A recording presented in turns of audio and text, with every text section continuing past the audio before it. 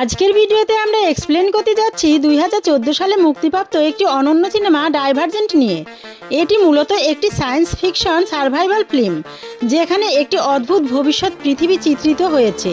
এই পৃথিবীতে একটি শহরের চিত্র তুলে ধরা হয়েছে, যেখানে বসবাসকারী মানুষগুলো প্রায় 200 বছর ধরে শহরের বাইরে বের হতে পারেনি। এই শহরের চারপাশে এক অদ্ভুত দেয়াল রয়েছে, যা কোনো মানুষের পক্ষে পার হওয়া সম্ভব নয়। তাই এখানকার মানুষগুলো শহরের ভেতরেই বন্দি জীবনযাপন করে। যদিও এই শহরটি অত্যন্ত আধুনিক এবং এখানে প্রয়োজনীয় সব কিছুই রয়েছে, কিন্তু এখানে কিছু কঠোর নিয়মকানুন রয়েছে যা সাধারণ মানুষের জন্য মেনে চলা কঠিন। এই শহরের মানুষগুলো 5টি ভিন্ন দলে বিভক্ত, যেখানে প্রত্যেক দল নির্দিষ্ট ক্যাটাগরির ভিত্তিতে আলাদা সুবিধা ভোগ করে। তবে আসল প্রশ্ন হলো, মানুষ 200 বছর ধরে কেন এই শহরে বন্দি? কী এমন কারণ যা তাদের মুক্তির পথে বাধা সৃষ্টি করেছে? সেই রহস্য জানতে হলে পুরো গল্পটা দেখুন এবং আমাদের চ্যানেলকে সাবস্ক্রাইব করতে ভুলবেন না। গল্পের শুরুতে আমরা ভবিষ্যতের পৃথিবী দেখি, যেখানে সব কিছু সম্পূর্ণ ধ্বংস হয়ে গেছে। আশেপাশে সব জায়গায় মানুষ নেই। একটি ভয়েজওভার আমাদের জানায় অতীতে এই পৃথিবী ছিল মানুষের বসবাসের জন্য উপযুক্ত, কিন্তু মানুষের মধ্যে হিংস্রতা এবং যুদ্ধবিগ্রহের কারণে পরিস্থিতি ভয়াবহ হয়ে ওঠে এবং শুরু হয় একটি ভয়ঙ্কর বিশ্বযুদ্ধ। এই যুদ্ধের ফলস্বরূপ পুরো পৃথিবী ধ্বংস হয়ে যায় এবং লাখ লাখ মানুষ মারা যায়। অবশেষে বেঁচে থাকে খুব অল্প সংখ্যক মানুষ, যারা সারভাইভ করার জন্য চেষ্টা করে। প্রায় 200 বছর পর আমরা শিকাগো নামক একটি শহর দেখি, যা বর্তমান পৃথিবীর একমাত্র শহর যেখানে মানুষ বাস করছে। এই শহরটির চারপাশে বিশাল দেয়াল দিয়ে ঘেরা, যা মানুষকে বাইরের দুনিয়া থেকে আলাদা করে। এখানকার সব মানুষ শহরের ভেতরেই থাকতে বাধ্য এবং এই দেয়ালটি পার করার চেষ্টা করলে কঠোর শাস্তির মুখোমুখি হতে হয়। শিকাগো শহরটি অত্যন্ত আধুনিক, যেখানে প্রযুক্তির আধিক্য রয়েছে। এখানকার মানুষেরা 5টি ফ্যাকশনে বিভক্ত। প্রথম ফ্যাকশনের নাম অ্যাভিগেশন, যেখানে নিঃস্বার্থ প্রকৃতির মানুষরা বসবাস করে। দ্বিতীয় ফ্যাকশনের নাম অ্যারোডাইট, যারা বুদ্ধিমান এবং গবেষণার কাজ করে। তৃতীয় ফ্যাকশনের নাম ক্যান্ডর, যারা সবসময় সত্য বলে। চতুর্থ ফ্যাকশনের নাম অ্যামিটি, যারা কৃষিকাজের মাধ্যমে খাদ্য উৎপাদন করে। আর পঞ্চম ফ্যাকশনের নাম ডন্টলেস, যারা সাহসী এবং শক্তিশালী মিলিটারি কাজ করে। এছাড়াও 20 বছর বয়স হলেই এখানকার মানুষ নিজেদের পছন্দ মতো ফ্যাকশন নির্বাচন করতে পারে। তবে এই নির্বাচনের জন্য তাদের বিশেষ পরীক্ষার মাধ্যমে নিজেদের যোগ্যতা প্রমাণ করতে হয়। পরীক্ষায় ফেল হলে তাদেরকে ফ্যাকশনলেস হিসেবে চিহ্নিত করা হয়, যাদের শহরে কোনো মূল্য নেই। সকল ফ্যাকশনহীন মানুষকে এখান থেকে বের করে দেওয়া হয়। তাদের পরিণতি হয় রাস্তার ভিখারির মতো জীবন কাটানো। তাই এখানে কোনো মানুষই ফ্যাকশনহীন হতে চায় না। অন্যদিকে এই শহরে ডাইভারজেন্ট নামক একটি বিশেষ প্রকারের মানুষের অস্তিত্ব রয়েছে। এরা হলো এক ধরনের বিশেষ গুণসম্পন্ন মানুষ, যাদের মধ্যে এখানকার 5টি ফ্যাকশনের বৈশিষ্ট্য বিদ্যমান। এবার আমরা ট্রেস নামক একটি মেয়েকে দেখতে পাই। ট্রেস আজ তার ফ্যাকশন সিলেক্ট করার জন্য টেস্ট দিতে যাবে, তাই সে বাড়িতে প্রস্তুতি নিচ্ছিল। এ সময় তার মা কাছে এসে জিজ্ঞেস করে, ট্রেস, তুমি কি আজকের টেস্টের জন্য নার্ভাস? ট্রেস উত্তর দেয়, একদমই না। আসলে ট্রেস এবং তার ভাই দুজনেই টেস্টের জন্য যাচ্ছে। তার মা ভয় পাচ্ছিলেন যে যদি তাদের সন্তানেরা ফ্যাকশনলেস হয়ে যায় তাহলে সারা জীবন ভিখারির মতো কাটাতে হবে। তাই তিনি ট্রেসকে ভরসা দেন এবং টেস্টের জন্য শুভকামনা জানান। এরপর ট্রেস এবং তার ভাই সাহস নিয়ে টেস্টের জন্য বেরিয়ে যায়। সেখানে গিয়ে তারা দেখতে পায় তাদের মতো আরও অনেক ছেলেমেয়েও এসেছে। টেস্ট শুরু হওয়ার আগেই একজন মহিলা এসে তাদের বলে, ভয় পাওয়ার কিছু নেই। আসলে ভার্চুয়াল রিয়েলিটির মাধ্যমে তোমাদের এই টেস্টগুলো করানো হবে। তোমরা যা কিছু দেখবে তা সত্য না হলেও তোমাদের কাছে সেটা সত্য মনে হবে। তাই তারা যে কোনো পরিস্থিতিতে নিজেদের মেধা খাটিয়ে জেতার চেষ্টা করতে বলে, কারণ জিততে পারলেই তারা পছন্দের ফ্যাকশনে যেতে পারবে, না হলে তারা হয়ে যাবে ফ্যাকশনহীন। এরপর এখানে সবাই তাদের পছন্দের ফ্যাকশন সিলেক্ট করে। আসলে এখানকার মানুষদের বিভিন্ন ফ্যাকশনে ভাগ করার কারণ হলো খাদ্য, পানি, বাসস্থান সব কিছু রয়েছে পর্যাপ্ত পরিমাণে। তাই ফ্যাকশনহীন মানুষদের আলাদা করে দিলে তাদের কিছুই দিতে হয় না। তাছাড়া প্রত্যেকটি ফ্যাকশনের মানুষকে ভাগ করে দিলে তারা শুধু নিজেদের ফ্যাকশনের কাজে ব্যস্ত থাকে। এতে গ্রুপের মধ্যে শান্তি ও শৃঙ্খলা বজায় থাকে, কারণ এখানে মানুষেরা শুধুমাত্র একটি কাজে নিয়োজিত থাকে। এখন টেস্টের জন্য একটি কেন্দ্রে যায়। যেখানে ডক্টর টোরি তাকে প্রথমে একটি ব্লু লিকুইড খেতে বলে। এরপর ট্রেসের শরীরে ভার্চুয়াল রিয়েলিটির ডিভাইস সেট করে। লিকুইডটি পান করার সাথে সাথে ট্রেস অদ্ভুত একটি জায়গায় চলে যায়, যেখানে তার মতো দেখতে অনেক মেয়ে ছিল। ভার্চুয়াল রিয়েলিটির মাধ্যমে নানা ধরনের ঘটনার মুখোমুখি হয়ে ট্রেসকে তার ফ্যাকশন বাছাই করতে হবে। প্রথমে ট্রেস অনেক ঘাবড়ে যায়, কিন্তু পরক্ষণে মেয়েগুলো গায়েব হয়ে যায় এবং তার সামনে একটি হিংস্র কুকুর চলে আসে। এমনকি সে তার ছোটবেলার নিজের প্রতিচ্ছবি দেখতে পায়। ট্রেস লক্ষ্য করে সেই হিংস্র কুকুরটি সেই ছোট মেয়েটির উপর হামলা করতে যাচ্ছে। ট্রেস চিন্তা করতে থাকে কিভাবে সে মেয়েটিকে কুকুরটির হাত থেকে বাঁচাতে পারবে, কিন্তু ভাববার মতো সময় ছিল না। কুকুরটি হামলা করতে গেলে ট্রেস পেছন থেকে কুকুরটির উপর ঝাঁপিয়ে পড়ে। টেস্ট শেষ হলে ট্রেসের রেজাল্ট জানানো হয়। দেখা যায় ট্রেস আসলে ডাইভারজেন্ট, তার মধ্যে একাধিক ফ্যাকশনের গুণ বিদ্যমান। এই তথ্যটি জানা যায় ভার্চুয়াল রিয়েলিটির ঘটনার মাধ্যমে। ট্রেসের মধ্যে উপস্থিত বুদ্ধি, সাহসিকতা, শক্তি এবং অন্যদের সাহায্য করার মনোভাব রয়েছে। টোরি ট্রেসের রেজাল্ট দেখে কিছুটা ভয় পেয়ে যায় এবং ট্রেসকে বলে, আমি তোমাকে একটি কথা বলতে চাই। তোমার রেজাল্ট ডাইভারজেন্ট এসেছে, কিন্তু তুমি এটা কাউকে বলবে না। যদি কেউ জানতে চায় বলবে যে তোমার কোনো সমস্যা ছিল এবং তাই রেজাল্ট আসেনি। ট্রেস কিছুই বুঝতে পারে না কেন টোরি তাকে এভাবে বলছে।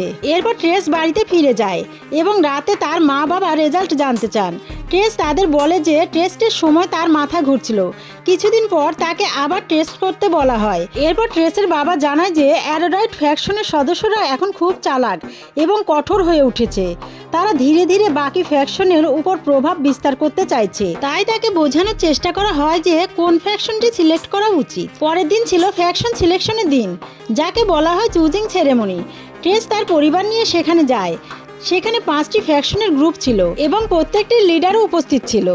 সেখানে 5টি সাদা পাত্র রাখা ছিল, প্রতিটি আলাদা ফ্যাকশনের প্রতিনিধিত্ব করে।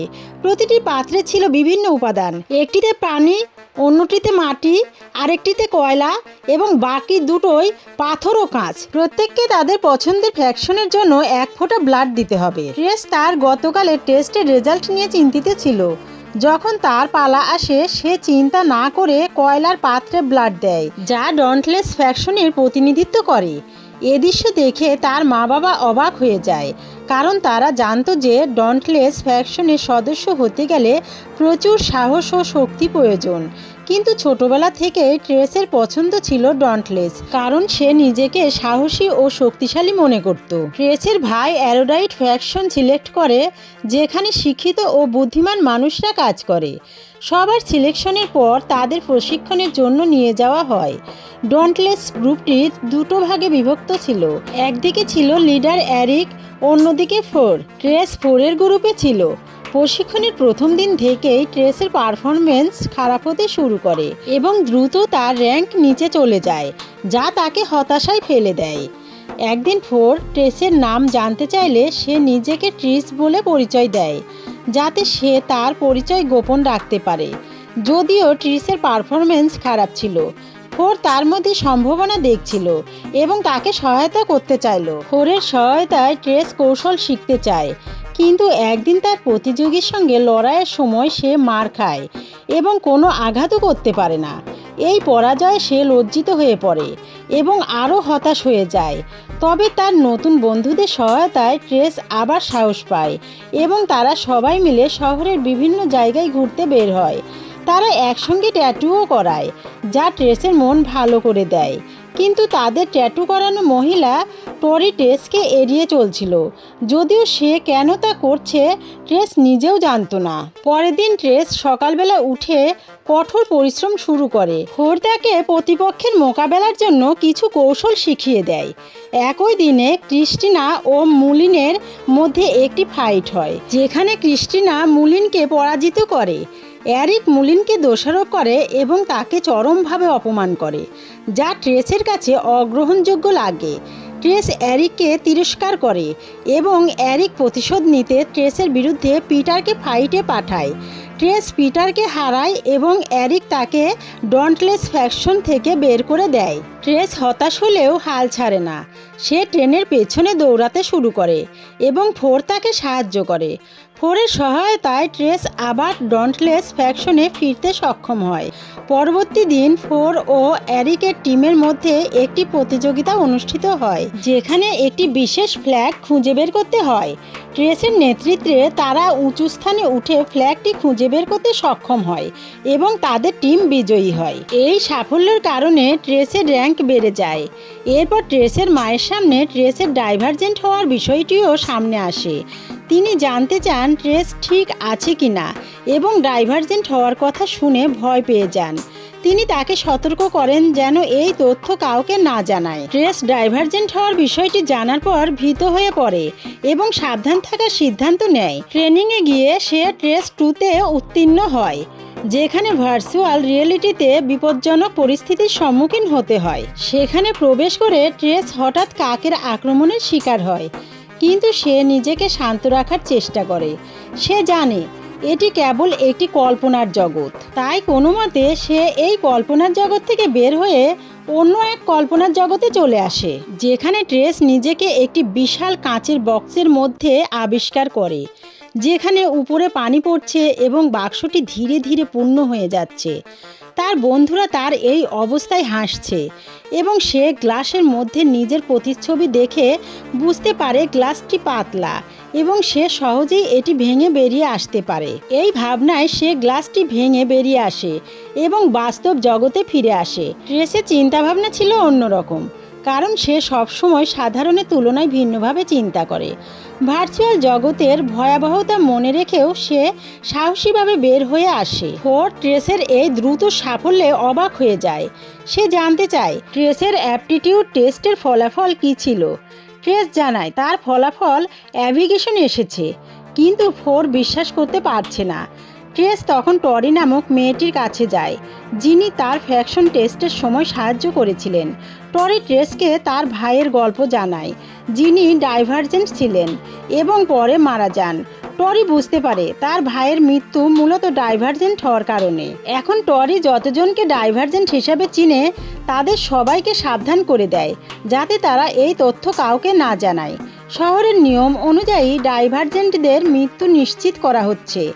এই খবর পেয়ে ট্রেস ভয় পায় এবং সাহায্যের জন্য তার ভাই সাইরাসের কাছে যায়, যিনি অ্যারোডাইট গ্রুপের সদস্য। যখন সে সাইরাসের সাথে কথা বলছিল, তখন সেখানে অ্যারোডাইট গ্রুপের লিডার এসে ট্রেসকে সাহায্যের প্রস্তাব দেয়। এরপর ট্রেস যখন তার ভাই সাইরাসকে একা পায়, তখন সে তার ফ্যাকশনের সব কিছু খুলে বলে এবং জানায় যে সে একজন ডাইভারজেন্ট। সাইরাস তাকে স্পষ্টভাবে জানিয়ে দেয় যে সে তার টিমের বিরুদ্ধে কিছু করবে না, সে যা করতে বলবে তাই করবে। ট্রেস হতাশ হয়ে সেখান থেকে চলে যায়, কিন্তু কিছু দূর যাওয়ার পর কালো পোশাক পরা কয়েকজন মানুষ তার উপর হামলা করে এবং তাকে কিডন্যাপ করে নিয়ে যায়। তারা তাকে গভীর একটি খাদের মধ্যে ফেলে দেওয়ার চেষ্টা করে। ট্রেসের ফাইটিং স্কিলস অনেক ভালো হয়ে গেছে, তাই সে কিছু ট্রিক্স ফলো করে তাদের পরাজিত করে। একজনের মাস্ক খুললে সে দেখে যে এটি তার প্রিয় বন্ধু এল। ট্রেস দুঃখিত হয় কারণ সে ভাবতে পারছে না কেন তার বন্ধু তাকে আক্রমণ করতে চায়। সেখানেই ফোর এসে ট্রেসকে উদ্ধার করে। ফোর ট্রেসের জন্য চিন্তিত, কারণ সে বুঝতে পারে ট্রেস একজন ডাইভারজেন্ট। ফোর ট্রেসকে ল্যাবে নিয়ে গিয়ে তাকে কিছু লিকুইড পুশ করে এবং বলে, তুমি ডন্টলেস ফ্যাকশনের মানুষদের মতো ভাববে। তারপর তারা দুজনে সিমুলেশন শুরু করে, যেখানে তারা উঁচু একটি ব্রিজের ওপর থাকে। ট্রেস ফোরকে বোঝায় যে এটি শুধুমাত্র একটি সিমুলেশন, কিন্তু ফোর তার নিরাপত্তার কথা চিন্তা করে। শেষে তারা মার্কাস নামক একজনের সামনে পৌঁছায়, যে ফোরের বাবা।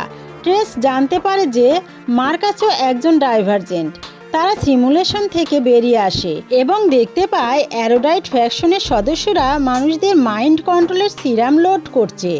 পরের দিন ট্রেস এবং তার টিম মেম্বারদের টেস্ট হয়, যা নির্ধারণ করবে কে ডন্টলেস ফ্যাকশনে থাকবে।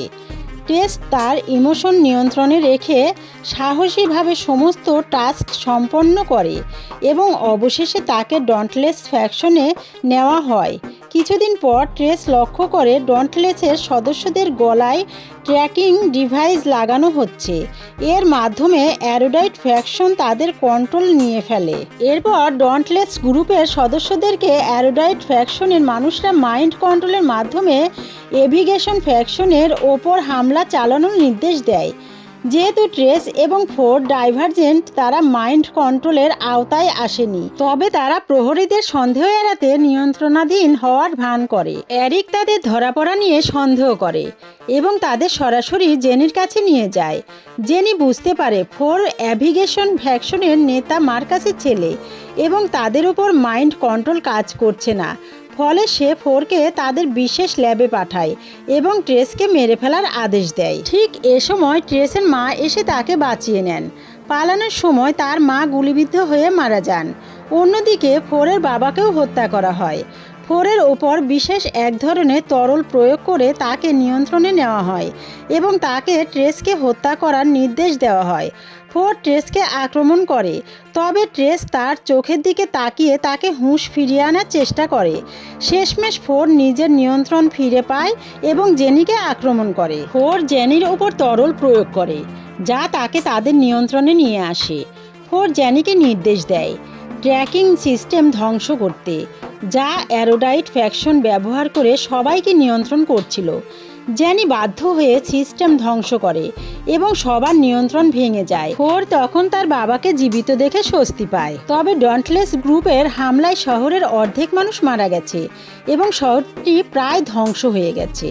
শেষে ট্রেস ও ফোর জানতে পারে যে শহরের বাইরে এখনও অনেক মানুষ বসবাস করছে এবং একটি বিশেষ শহর আছে যা ডাইভারজেন্টরা তৈরি করেছে, যেখানে সবাই স্বাধীনভাবে বাস করে। তারা ডাইভারজেন্ট সিটি খুঁজে বের করার জন্য ট্রেনে যাত্রা শুরু করে এবং প্রতিশ্রুতি দেয় যে সেই শহর খুঁজে পেলে তারা ফিরে এসে সবাইকে সঙ্গে নিয়ে যাবে। তো বন্ধুরা, কেমন লাগলো আজকের এক্সপ্লেনেশনটি? চ্যানেলে নতুন হলে অবশ্যই সাবস্ক্রাইব করে দিবে।